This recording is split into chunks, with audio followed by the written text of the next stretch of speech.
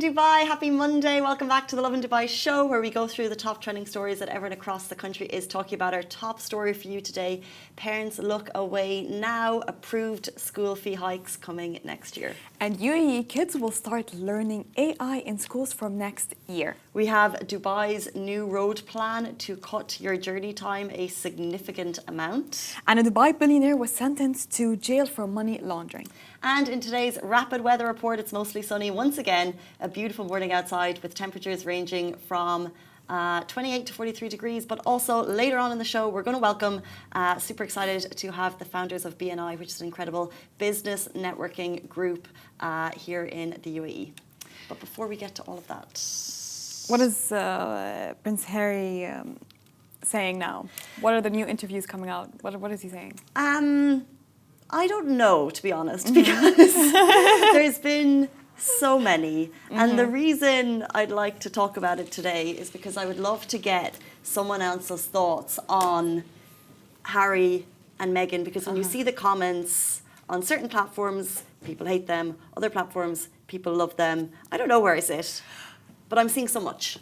That's the thing. I feel like I've seen so many interviews of Prince Harry and Meghan Markle to the point where I'm losing track of, when did this interview happen? When did this interview take place? There are so many public press interviews circulating for them, right, and being published for them, that I'm like, khalas, I'm losing interest, you know? So there's also a documentary, I don't know, on Netflix.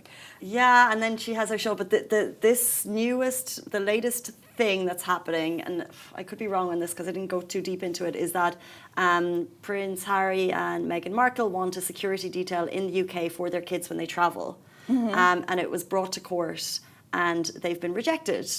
And these security details for high-level people would cost a lot of money, so that would have to come out of his own pocket when he's visiting the UK. So he spoke to the BBC, which is like the Lovin Dubai of England, which is, so he spoke to the BBC, they had a sit-down interview, and he basically said that a lot of things have happened. He doesn't regret what's happened, but he wants reconciliation with his family now, and he's really disappointed with this result. And this is why he says, my father won't speak to me, or wouldn't he, or is he not talking to his father? No, he said his father's not speaking to him, and his father is King Charles. King Charles. And he's not that well. So Harry was kind of saying, you know, we don't know how much time we have. I would like to reconcile. But doing it publicly like that, I don't know. Like, it's a family matter. Yeah. And they're royals, if you think about it. From an outsider's perspective, with absolutely no idea of inner workings of the royal family, how would you move ahead if you were Harry? Thanks. Okay, as if my father won't speak to me. Listen, I would understand why he would take it to the public if your father won't speak to you. Like, maybe it will nudge him a bit. But at the same time, I think you'd rather, if it's a family affair, I think it's better not to get the public's opinion, because we all know how cruel the people are. So I think just solve it between you guys.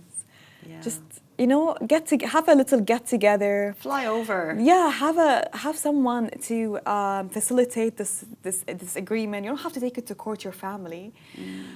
Try to settle it through discussions and compromise and friendliness. Taking it to the public right now, you're doing it to yourself, where you get the public attention and public media to yourself. He has, but they have a PR team who are advising this. So there's obviously, you know, some big money there that's saying this is a good idea. I just feel like if my mum and I were fighting, Would you take it to the public? Would you go online and have an interview with BBC? I think it would be too raw to discuss it here until we'd fixed it. She's in another country and we were fighting. Yeah, you would just try and... Would you right now on the Lovin Dubai show discuss your family's issues? Like, Mama, please talk to me. I know I was a terror growing up, but...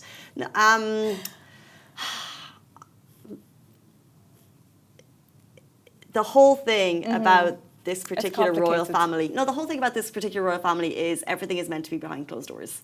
Yes, that's the thing. And if that's the way your father has lived his life, and if you want to reconcile, you probably respect that. That would be my assumption.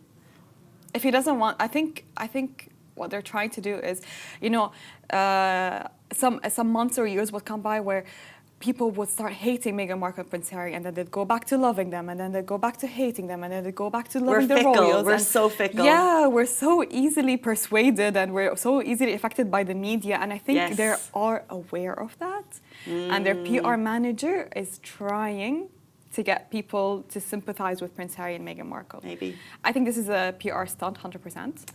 I think this will nudge the king a little bit. It's like, oh, he's going to the public, he's going to BBC and having this interview where he's saying that, oh, my father won't speak to me, so... Yeah, I just wish happiness for all of them, because at the end of the day, family is the most important thing. Yeah. So maybe...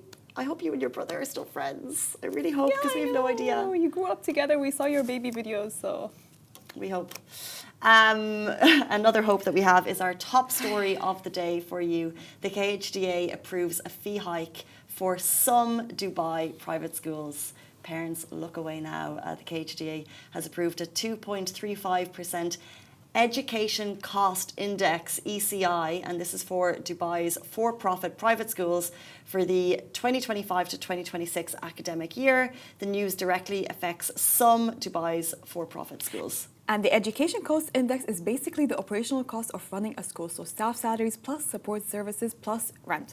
So the ECI is calculated based on additional financial data submitted by the schools. Which makes sense. Yeah. It's worth mentioning not all schools will be affected. Private schools operating in Dubai for less than 3 years are no longer are not eligible to apply for this fee adjustment. The KHDA will review all applications before allowing the hikes. So basically, in general, hikes need to be approved. It's like rent, they can only go to a certain amount. But this ECI, Educational Cost Index, is saying if operational costs include maybe you're employing more staff, if there's a genuine reason and you've been operating for more than 3 years, then you are allowed to hike it to a certain amount. So I would only understand it if they're increasing the teachers' salaries, because as we all know, you feel like they're always underpaid. But if this means that they will be able to increase the teachers' salaries with a little bit slight hike for the parents. But also it's like it means, for example, if they do up a science room, I don't know, like if they've got an empty warehouse, they change it into 4 classrooms. Like if their operational costs of that year grow, then they are allowed to raise it a certain percent. So there are a lot of things that go into the... But also, teacher salaries. But at the same time, it's so easy to sit here and say, this makes sense. This makes sense if you're not a parent. If you're not a parent. I just feel like school fees, it's like a fear. They're so expensive. I'll be very honest. Even when we were younger, and it was much cheaper than it is now, by the way, it was really expensive. And we were 5 kids. So can you imagine? Yeah, it was really expensive. But that was 7 years ago for me. And with the increase of prices and hike, can you imagine how the prices are? Like, I'm completely unaware of the school fees right now. Do you have an idea of how much the school fees are here in Dubai? No, I'd have to open up the KHDA, because they have it all listed out. Oof. Anyone watching? I don't want to have kids anymore, Have a good idea. It's better to just not have kids. Double income, no kids. No, have kids. No, just be aware going into it that the school fees are going to be expensive. But also, I saw a conversation thread of someone bringing their family to move to the UAE, and they were like, because the schooling education system is so phenomenal. Like, I was a teacher here for a few years in an okay school, but the resources in comparison with an okay school in Ireland were really impressive. Really? Yeah. Okay, interesting. I wouldn't say the same about my school. I mean, they're private schools, and I guess you're paying for it rather than... Yeah, that's the thing. But speaking of resources in schools, breaking news yesterday, UAE students in public schools will start learning AI from next year. And these are students as young as 4. So as part of the UAE's long-term plans to prepare future generations for a different world, they'll need advanced skills. And the UAE government today approved the final curriculum to introduce AI, artificial intelligence, as a subject for all stages of government schools, starting from KG, kindergarten, up to grade 12, and this will begin from the next academic year. His Highness Sheikh Mohammed bin Rashid Al Maktoum, Vice President and Prime Minister of the UAE and ruler of Dubai, noted, "We appreciate the efforts of the Ministry of Education in developing a comprehensive curriculum, affirming that artificial intelligence will transform the way the world lives. Our goal is to teach our children a deep understanding of AI from a technical perspective, while also fostering their awareness of the ethics of this new technology, enhancing their understanding of its data, algorithms, applications, risks, and its connection to society and life." How amazing to hear that kind of overall view of what the students will be learning. He summarized the post by saying, "Our responsibility is to equip our children for a time unlike ours, with different conditions from ours and with new skills and capabilities that ensure the continued momentum of development and progress in our nation for decades to come." How monumental in this. Exactly. In what other country in the world are kids from the age of 4 in their public Learning schools AI. going to be learning AI? It's crazy to think, by the way, like within, I think ever since ChatGPT was introduced 2 years later, where the hype about AI has been growing. Like, just if you look back, Amjad, it's been 2 years only, and we're all now the AI craze. It's widespread. It's everywhere. And things like chatbots similar to ChatGPT, they're the tip of the iceberg. Introduced 2 years ago, I use it more than Google. I use ChatGPT about 15 times We use it a lot. a day. It's part I like of our whenever I have a day. question, I go directly onto my WhatsApp AI. Do you have that WhatsApp AI? I use Snapchat AI if I want something really quick. I use the WhatsApp But I don't one. like him. He's very annoying. He's a man, by the way. The Snapchat AI. Yeah. I didn't know they had it. Yeah, it's annoying. Don't use it. I don't use Snap.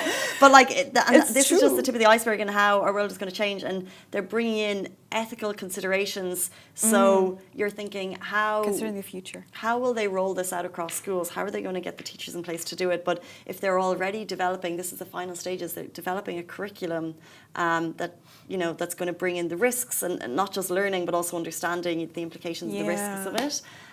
It's amazing. And it's also becoming university courses. They're becoming part of like degrees. They're introducing it in universities as well. So I think like starting from a young age and then going on to study AI in university, I think it would really help. Do you remember any specific programs? Like when I was in school, we had a computer class once a week and we had something called Mavis Beacon Typing. I have no idea what that is. Did anyone out there do Mavis Beacon Typing? I have no idea what that is. Kirby, you're my generation. Mavis Beacon Typing. Did you do it? You did. What is that? Do you train I on feel how like to it was type? kind of global. It was an American typing class where you just logged in and you had to like type CAT cat. And therefore, my typing skills are pretty great. Are you fast? Yeah, I'm all right. And I use the right fingers and everything. Did you? No, we had computer classes, but it was for something else, yani. It was just like, so therefore I'm like that one thing typing, I've transferred it to real life. But when I tell my kids that, they'll be like, you don't just say your words and it turns up on That was the your most screen. advanced thing that you had in your schools. Yeah. Oh. Printing the keyboard on your paper. That's next level, OG. It's printing the keyboard on paper. Oh, the keyboard thing where you have to swipe, right? No. Sorry. That's a bit OG. You know, I've always wanted We're to not use 80. it. I really wanted to use it, though. It's so cool. It's really cool. What age do you think I am, Anna? I know you're in your 30s, but it's just because the way he said it, he described it that way. He said it types into the paper. Getting it the cool, Tipex. though? Isn't that so cool, though, the typewriter? I've always wanted to use them. Right? Can you bring it to the office? I really want to use it. Oh, my God. Oh my gosh, someone is responding 168 words per minute. Oh my Whoa, gosh, that's like next bravo. level. The quick brown fox jumps over the lazy dog. Yeah, so you'd write all the same sentences, and these sentences include every letter in the alphabet. So it would be like, I think I was at like 70 words per minute. Oh my gosh, take CRTL. Bravo. Are you advertising your business now?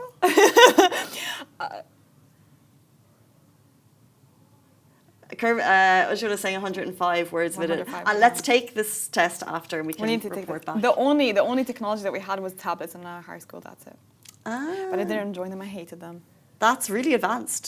Right? Yeah.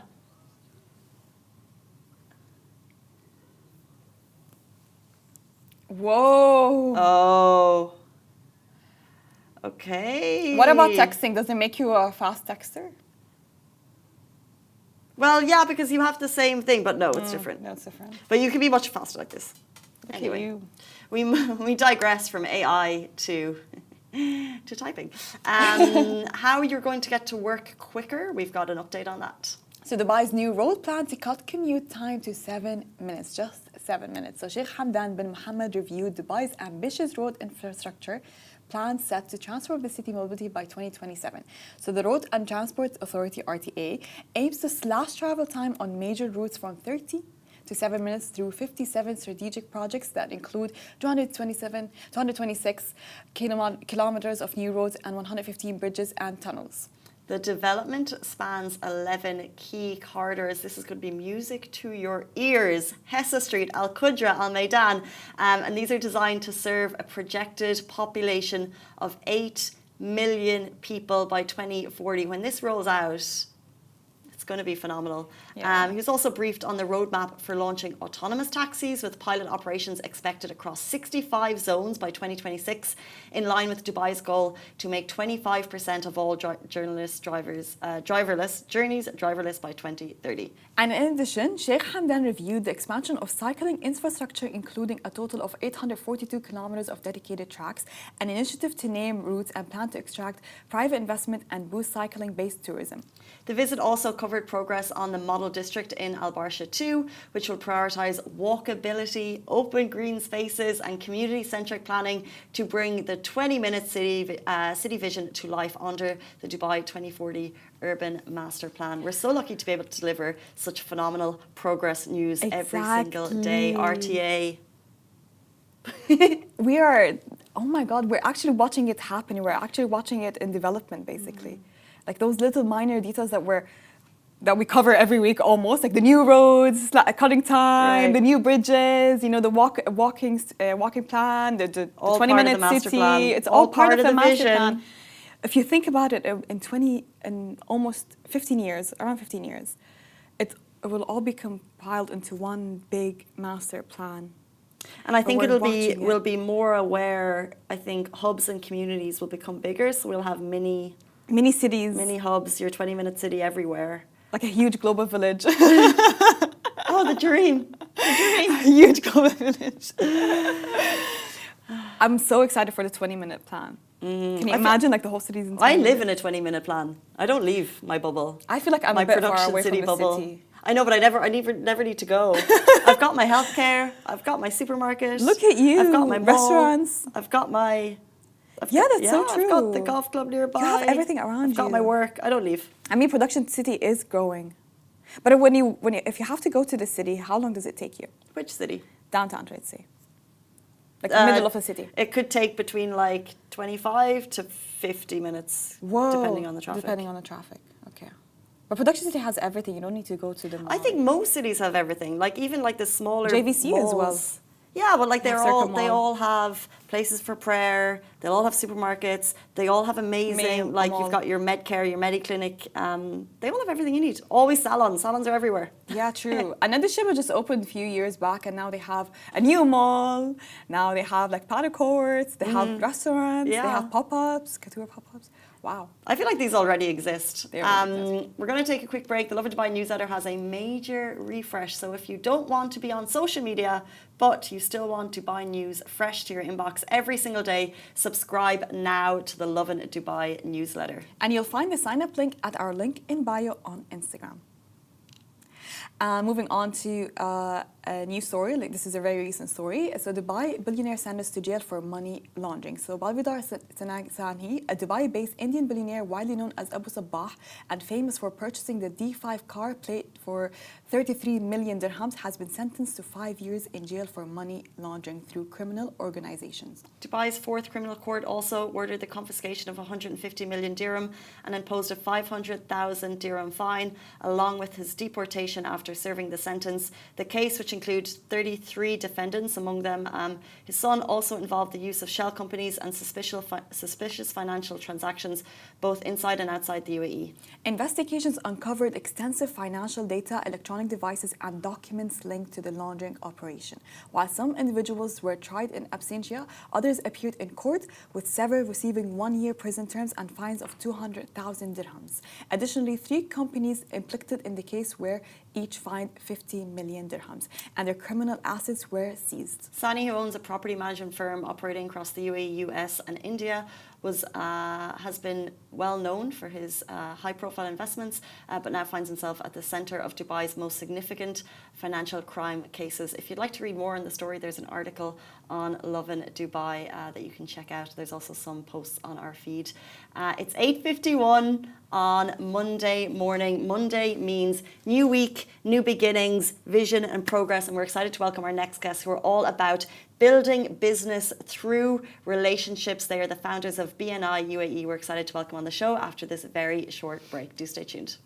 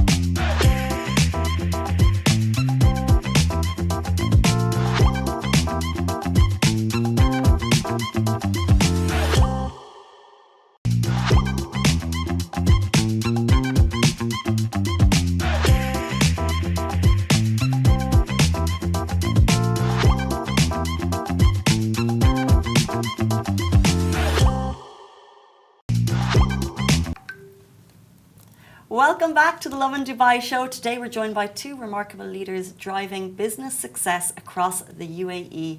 Anuradha and BJ Shah, National Directors of BNI UAE.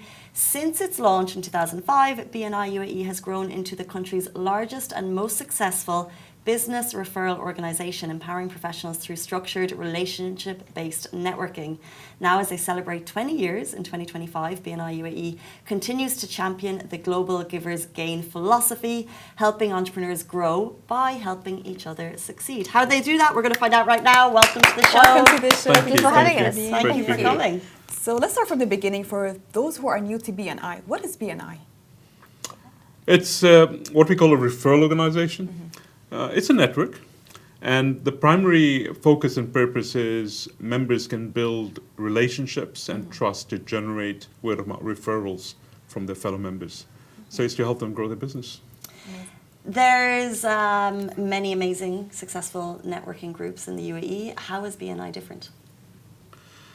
Comes down to structure. Anna, you wanna? So it's all down to structure. It's like playing in a football field. Yeah. You can play as well as you want, but you know the structure's there. You don't kind of step out of it. But there's just so much that goes on in a BNI meeting that helps members get the best out of the networks. If I may say, like, we know so many people, and we often wonder why can't those people become referral partners, or why don't they refer business to me? And the reason is it's a social setting that we may be meeting them in, or it's not polite to ask. But the way the BNI meeting is set up and the structure is set up, it allows for you to directly ask. Because everybody knows that they're there for that reason, to help each other grow and to be successful. So the structure is really the essence that makes it quite successful. So in 2025, BNI marks 20 years in the UAE. So can you explain and elaborate how it evolved since its launch in 2005? Yes, so the organization as a whole globally has been actually celebrating 40 years. It started in 1985 back in the US. Today it's in close to 80 countries, and we got a membership of over 300,000 members. So the evolution, firstly, what I would say is the growth. It's had year-on-year growth for the last 40 years. The members, of course, continue to grow. The more countries get added. And one of our taglines is local business, global network. So what it enables members to do now is to scale up not just within, but cross-border. Once you're part of the BNI family, if you are to look up a member in another part of the world where you do business, introduce yourself. Because you're recognized as a fellow BNI member, one barrier comes down, all the pleasantries are cut, and you literally get down to talking business. So people are able to actually scale up and do cross-border business. We are situated in a part of the world where a lot of people are moving in from other parts, and we get many BNI members from other parts who move into the city, and they were already BNI back home, and they see this as a great, transition to continue their growth, or if they're starting something new. Technology has played a big part. We now offer hybrid options. So our traditional format has been in person. You meet in person.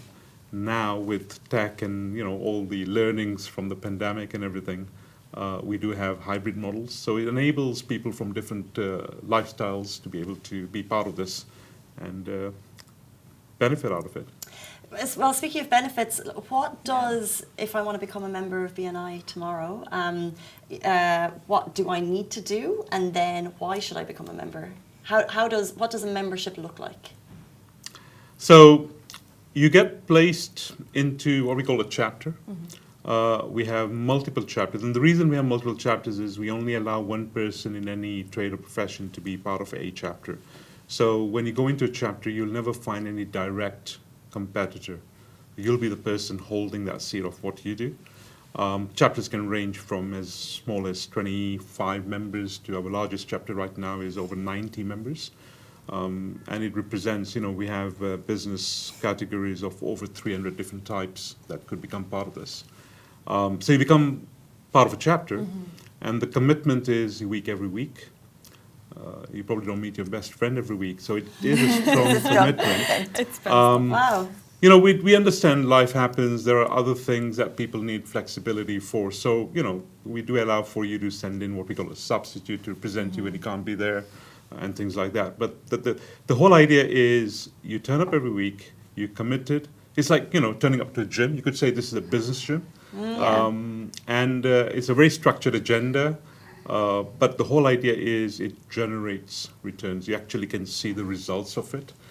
So maybe Anna, you want So to share, as I was gonna say, just for at the somebody to gym- be eligible. I love business gym Yeah. as an idea, by the way. So It's great. exactly like the gym, you can have the membership and not do anything with it, and you Right. won't get the return on it. Yes. But if you worked out every day, which I'm trying to get to, not right now, but there we are.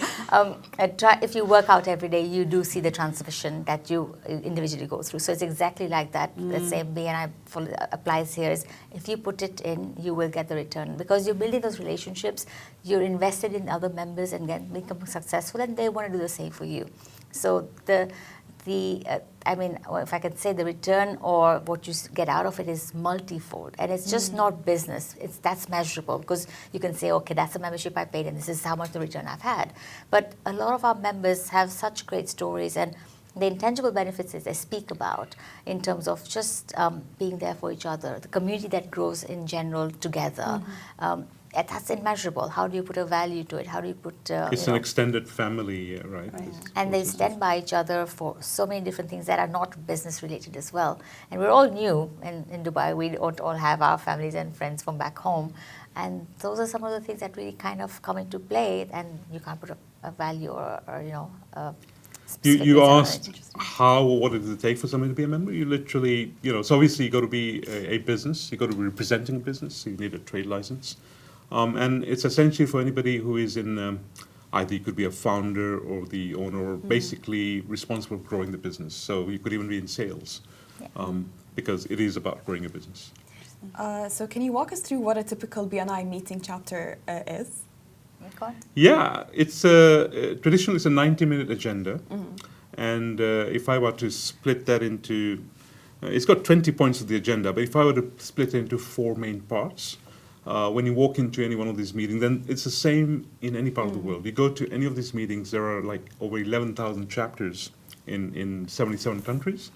It's like going into McDonald's in any part of the world, you know that it's going to be pretty much the same experience, Yeah. right? Yeah. So you go into this meeting, the first thing will be a casual kind of open networking, where everybody's just connecting and, catching up with each other.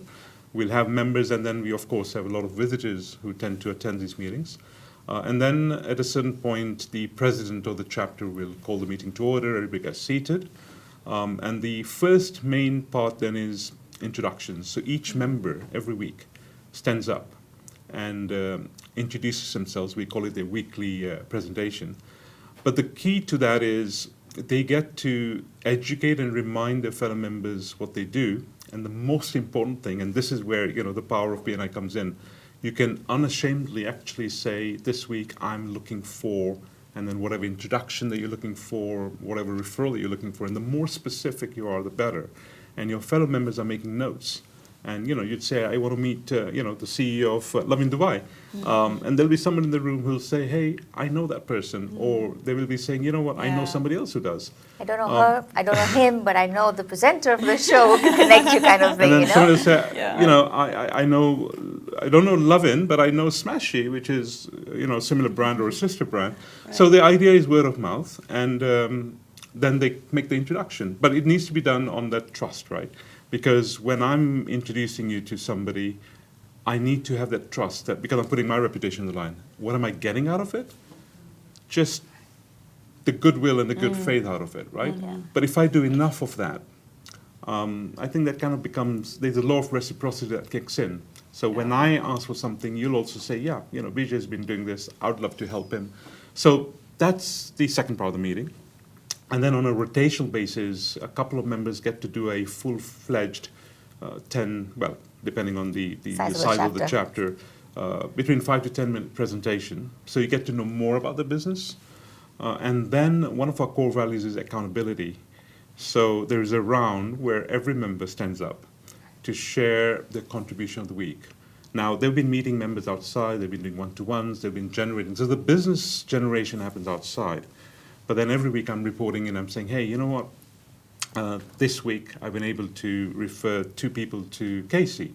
Or I've been referred, I received a business referral from Martha, And I'd like to thank her because that's generated, a million Excellent. dirhams for me and things like that. So that's essentially that meeting. It's a very structured meeting. So elements of accountability, education, visibility all comes in. And, you got to have fun doing all of that. So the idea is when you wake up early morning, most of the meetings are early morning. Now we have, online and evening meetings. But when you're going to turn up to any of these on a weekly basis, they need to be fun, right? Yeah. So yeah, we try to make them fun. At the same time, make sure that, like she said, the boundaries are there. Yeah. And It's also, if you think about it, why would somebody need to get up every week and do a presentation every week to the same group of people in the room? It's just that you built your business over time and you know your business inside out. But Yeah. these guys are your extended sales force and they can't be expected to know everything about your Yeah. business in the one meeting. So the reason that we ask our members to do it that way is they kind of break their business down and they educate their fellow members on small bits because it's easier to take it in and then you know what you exactly, if I'm looking for something for you, I know exactly what you're looking for this week. And so that's the reason that members do it every week because we get asked like, okay, I've joined, why do I have to do it every week? I've done it last week. But that's the idea is that I break my business down to educate you on a small bits and pieces every week so you maybe after 4 weeks, 7 weeks, you have a better understanding of my business rather than just giving you a lowdown of what it is. Sure, and businesses are constantly evolving. And what I love about it is we talk about AI and everything, Yes. but actually human connection in terms of business networking is, you can't beat it. So I think it's amazing. But you're also very busy at the moment because you're preparing to host something big. The BNI UAE Expo 2025 is coming back. Tell us a little bit about it and how is it different from before? well, this year is special. We're celebrating our 20 years. So we do this every year. It's our annual event where we bring all of our members together. So because we've got multiple chapters, the opportunity is under one roof. Typically we've been doing it over one day. So there's a lot of networking that happens across all the members. We invite the whole business community. We would have speakers, sharing knowledge on different topics. AI is big this time as a Of knowledge course, topic. that's Yes. And then we have speed networking sessions and all of that. And because we got such a large turnout, we have also kind of made that into an expo because many of these businesses don't get a chance to showcase their product or service in the kind of big fairs out there. So here you are with an opportunity. If you're going to get, 1,000 people walk in, then they get to know what you do. So this year it's different simply because it is our milestone year. So we're actually doing this over 2 days. And what 2 days means is just really just much more networking, more content. We're bringing in, some amazing speakers, thought leaders, sharing, all sorts of different things. We have some panel discussions on, popular topics like real estate, business challenges, social media, influencer marketing, and all of that is a big thing, right? So yeah, it's literally a celebration of sorts, but at the same time, lots of networking and business opportunities. I just like to break it down a little bit. It's the speed networking part especially. Like we kind of say it's normal for us to say that, but it's just basically like speed dating, but you get to match and meet people in the business. So you can speak about business in that short form and then exchange ideas and stuff. Yeah. So it's going to be awesome because we have so many of those sessions and you're guaranteed to meet new people within that session itself. And can I ask, is it for members, non-members, or It's for everybody. how can people? It's open to everybody in Okay. Dubai or UAE rather. If you're watching and you want to, come and attend and join us, Platinum List is where you can actually get tickets, Right. and you can Yes. choose to come for 1 day, for 2 days, purely up to you. And your theme is beyond. Yes. That's interesting. So how does BNI help members and businesses go beyond their limits? So I think this year we've chosen that theme is because we want to stretch ourselves. We all do different things, but we want to say to our members or to everybody in general, just how would you do something different? How would you stretch yourself a little bit more? Whether it's a goal, whether it's just in your personal life, whether it's any learning aspect that you take. How would you go that one step beyond? That's the theme that we're looking to work on. And it's simply just stretching yourselves and doing more than you've ever done before and see where that takes you. It's a global theme. So Nice. beyond not just over here, but in any other part of the world where BNI is, they'll be having their different events throughout the year. So the theme for the year is Beyond Across, So we try to unify that. Last year the theme was Breakthrough. So it's about, how are you making breakthroughs in again, business, personal life, whatever it is you're doing. So continuing from breakthrough now, it's what How you next, go right? Beyond.